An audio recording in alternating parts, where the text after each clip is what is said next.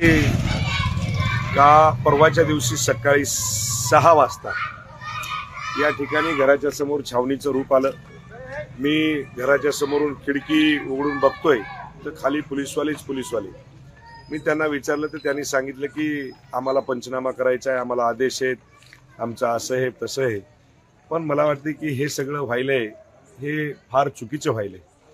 म्हणजे एवढ्या खालच्या थरेला कोणी या ठिकाणी जायचं आणि वरून पोलीस प्रशासनावर दबाव आणायचा आणि त्या ठिकाणी जर आमदाराच्या घराची जर कोणी झडती घेत असेल तर मला वाटतं याच्यापेक्षा सर्वसामान्य लोकांचं काय होणार।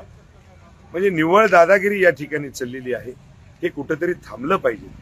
राजकारण करत असताना स्वच्छ राजकारण करा, आरशासारखं करा। तुम्ही तुमच्या कामाच्या माध्यमातून काम दाखवा आणि लोकांपर्यंत पोहोचा। लोकांनी तुम्हाला म्हणजे ज्या पद्धतीनं आज या ठिकाणी या हिंगोली जिल्ह्यातल्या जनतेनं दाखवून दिलंय की आम्ही येणाऱ्या 2 तारखेला शिवसेना धनुष्यबाणावरती आम्ही मतदान करणार आहोत आणि याचीच पावती मला वाटते की या पद्धतीनं घराची चेकिंग करणे, आखाडा तपासणे, गाड्या तपासणे, आमच्या भाच्यावरती आमच्या पुतण्यावरती 110च्या नोटीस पाठवणे, आमच्या सर्व कार्यकर्त्याला नोटीस पाठवणे, म्हणजे भयंकर त्रास देण्याचं काम या ठिकाणी इथलचे स्थानिकचे काही नेते करत आहेत। मला पुन्हा एकदा या ठिकाणी सांगायचंय की साहेब, ज्या पद्धतीने तुम्ही आमच्यावरती अत्याचार करताय हे कुठेतरी म्हणजे मायबाप जनता येणाऱ्या 2 तारखेला तुम्हाला याचा